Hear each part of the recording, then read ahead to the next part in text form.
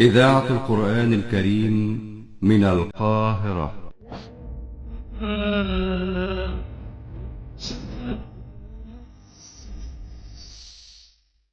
ويا صباح الفل من يوم جديد وفلوج جديد وفلوج النهاردة بقى فلوج يومين مع بعض، يوم 4 ويوم 5/8. الفلوج ده بقى فيه أكلة حلوة قوي وفيه كمان حاجة هنعملها مع بعض، الآيس كوفي بتسألوني عليها كتير قوي. بس أول حاجة كده تعالوا نبدأ يومنا. ده كان أول يوم في اليومين كده، صحيت صليت الظهر بقى وعملت سكين كير ودخلت على المطبخ على طول علشان كنت عايزة أنضف البوتاجاز كده تنظيفة حلوة قبل ما أروح عند ماما. بقى قلت هلحق أعمله كده الصبح عشان لو رجعت بالليل بقى هرجع مكسلة ومش هلحق أعمله. وما كنتش فطرت بقى ولا أي حاجة ولا شربت أي حاجة خالص، بس بصراحة كنت صاحية ان انا حاسة ان انا ماليش نفس كده، مش عارفة، من بداية الصيف زي ما قلت لكم ان انا حاسة ان انا ببقى صاحية من النوم ماليش نفس اكل، ماليش نفس اشرب، ماليش نفس بجد اعمل اي حاجة.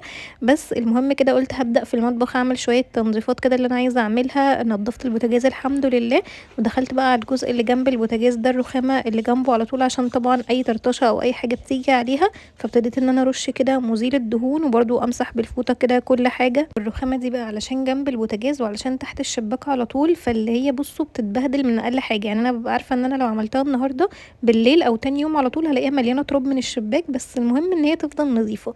خلصت الرخامة ورصيت الحاجة وغسلت الفوطة كده وحطيتها تنشف تحت الشباك. وكان عندي بقى غسيل كده فقلت اشغل عليه الغسالة برضو. كل ده كنت حاسة لسه ان انا مش عايزة افطر، مش عايزة اعمل اي حاجة، بس اضطريت بقى قلت يعني هعمل اي حاجة كده تخليني اشرب او اكل وخلاص. فقلت اعمل ايس كوفي، وطريقة الايس كوفي اللي بتسألوني عليها دايما وبقولها لكم ان انا بضرب شوت النسكافيه لوحده مع السكر والمية، بحط اللبن والتلج، ولو عايزة احط سيرب او اي حاجة بحطها عليه. طريقة سهلة جدا يعني، ما فيهاش اي اضافات او ما فيهاش اي حاجة افتكاسة، يعني فاهمين. المهم بقى اكلت جنبه التيراميسو ده وبجد طلع طعمه حلو قوي. وانا باكل التيراميسو بقى جات لي فكرة حلويات كده هعملها معاكم ان شاء الله الفترة الجاية. المهم بقى دخلت علشان اجهز كده وحطيت ميك اب وحضرت بقى حاجتي كده، وعامله ماتشنج بقى الكفر مع الحصان اللي انا حطاه على الشنطه. المهم بقى لبست طبعا اخف حاجه عشان عارفين طبعا معاناتي في الحر اللي هو بنزل بندم ان انا نزلت. بس الحمد لله يعني، يا رب شهر 8 يعدي على خير والشتاء بقى يجي. انا بجد بستعيد طاقتي ونشاطي كده من بدايه الخريف بقى، اللي هو بدايه شهر 9 كده و10 و11، دول اكتر شهور انا بحبها. ماما بقى وصلت عند ماما، وماما بقى كانت مدلعاني وعامله لي محشي بقى كوسه وفلفل وبتنجان. كمان يا جماعه بقى حطت على وشه قشطه، فبصوا كان طعمه خطير. والجماعه بتاع بقى اللي انتم مبتعملوش فراخ ولا لحمه جنب المحشي، احنا بيستكفي بالمحشي عادي جدا، حلو جدا وبيعجبنا كده، انتوا كلوا لحمه وفراخ براحتكم. اكلت بقى الحمد لله. وبعد الاكل كده اكلت تينيه كده، انا مش من محبين التين ده قوي، بحب التين الشوكي اكتر الصراحه. وبعد شويه طبعا كان لازم بقى نشرب كوبايتين شاي حلوين، فعملت بقى طقم شاي كده وقعدنا نشربه بقى قدام التلفزيون كده، طبعا بنتفرج على CBC سفرة. اخر اليوم بقى روحت مليت الجردل بتاع المية بتاعتي، لان انا بشرب مية كتير جدا ودي حاجة حلوة يعني مش حاجة وحشة.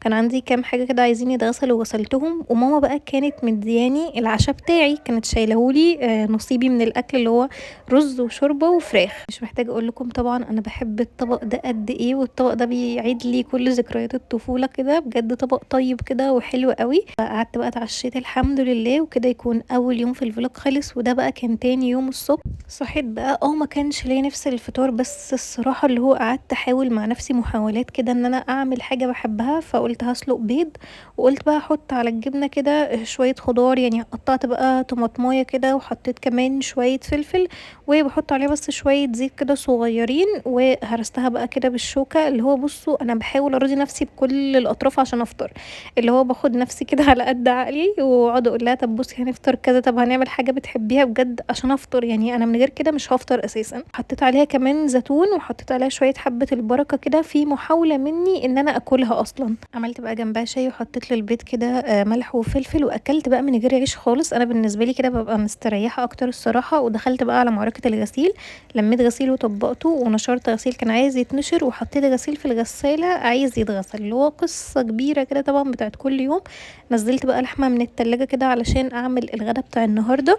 وقلت بقى اعمل كوباية قهوة باللبن.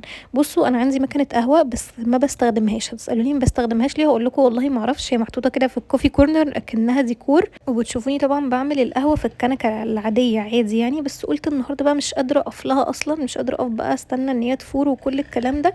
فقلت اعملها في مكنه القهوه. حطيت القهوه والسكر واللبن، هي بتعمل قهوه ساده وقهوه بلبن بس، ما بتعملش اي حاجه تاني يعني.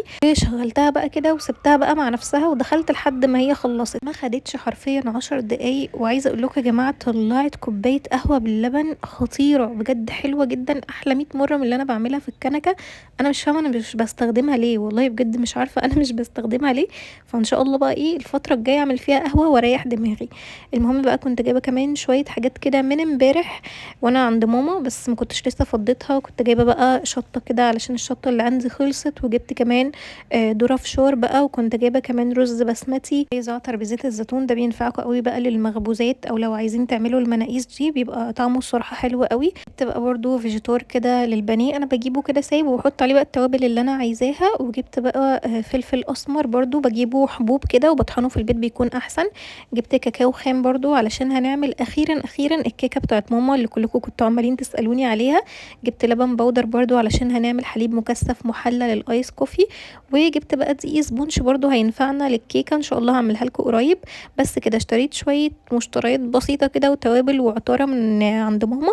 وقلت بقى ابتدي ان انا افضي الحاجه. وبجد اكتر حاجه بتضايقني بقى وانا بفضي التوابل، بقعد اعطس كميه عطس بقى اللي هو مناخيري حرفيا بتستغيث. قلت بالمره بقى وانا واقفه في المطبخ كده برضو اطحن الفلفل الاسمر يعني علشان ما كسلش، فطحنته كده وحطيته في البرطمان. ويلا بينا بقى نعمل الحليب المكثف المحلى في البيت. اول حاجه هناخد كوبايه من السكر، هنطحنها في الخلاط عادي جدا بيطحن وكله تمام يعني، بطلت اطحنها في الكب اصلا. بعد كده بقى هنحط عليها كوبايه لبن بودر، هنحط بقى نص كوبايه ميه سخنه. عايزين تستبدلوا الميه باللبن، انا عملته باللبن وعملته بالميه، حسيت ان هو يعني مفيش فرق قوي يعني.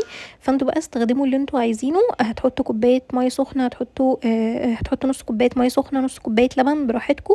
هجيب بقى برطمان يكون نظيف كده وهصب فيه بقى الحليب المكثف المحلى، وهغطيه بقى كويس قوي وبسيبه في التلاجة بقى يوم كامل علشان يتقل كده. انا المره دي ضعفت الكميه بقى، فعملت لي البرطمان بتاع النسكافيه الكبير ده، حطيته بقى في التلاجة. وقطعت بقى بصل كتير قوي علشان هنحتاجه في الاكله بتاعه النهارده. الصراحه ما رضيتش اطلع من المطبخ، قلت لازم اخلص بقى كل حاجه علشان انا لو طلعت وسبت المطبخ هكسل بقى ان انا اقوم تاني. فقلت كده بالمره كل الحاجات اللي عايزه اعملها هعملها، الاكل اي حاجه عايزه اعملها، اي حاجه عايزه افضيها كده تبقى بالمره. المهم بقى هنسخن الحله كويس قوي، وهنحط حته سمنه صغيره كده تسيح، وهننزل بنص كميه البصل، عليه معلقه كبيره من السكر وعليه معلقه من الملح. وهنقلب بقى كويس قوي لحد ما البصل ده كده يدبل. انا مش عايزاه يتكرمل قوي، انا عايزاه بس يدبل كده ويفك من بعضه. احنا هنعمل ايه؟ هنعمل لحمه بالبصل يا جماعه، هتطلع بصوا خطيره ورهيبه ودايبه كده. المهم بقى بعد ما البصل دبل شويه حطيت عليه طبعا اللحمه اللي انا مقطعاها مكعبات، وانا بحب اقطعها مكعبات صغيره كده. وهنديها برضو تشويحه، وهنقفل عليها بقى لحد لما اللحمه تتشوح مع البصله كده وتتكرمل. بعد كده هنحط الميه، يعني انا حطيت يعني تقريبا كوبايتين كبار او 3 كوبايات كبار ميه. ده بقى لحد ما استوت خالص وما بقاش فيه غير حبه ميه صغيرين قوي. وبعد ما استوت بقى حطيت عليها نص كميه البصل الباقيه، وحطيت بقى توابل بصل باودر، توم باودر، وفلفل اسمر، وشويه شطه كده صغيرين. وبس كده طفيت عليها بقى ودخلت. طبعا كان لسه مش هنتغدى دلوقتي، فدخلت كده اقعد بريك شويه مع نفسي كده. لونت بقى الرسمه دي، انا اصلا كنت ملونه نصها فكملتها. قولوا لي بقى رايكم فيها عشان هي الصراحه عجباني جدا. المهم بقى حطيت الاكل كده، وعايزه اقول لكم ان اللحمه بجد يا جماعه طلعت خطيره خطيره خطيره، وطلعت دايبه كده، وطعمها بجد كان تحفه. والصوص اللي بالبصله ده بصوا اللي هو يتاكل لوحده كده. انا عملت جنبها، حطيت جنبها عيش، حطيت جنبها شيبسي، وعملت شويه طحينه كده صغيرين. وبس كده، ده كان فلوج النهارده. اشوفكم بكره على خير، وباي باي.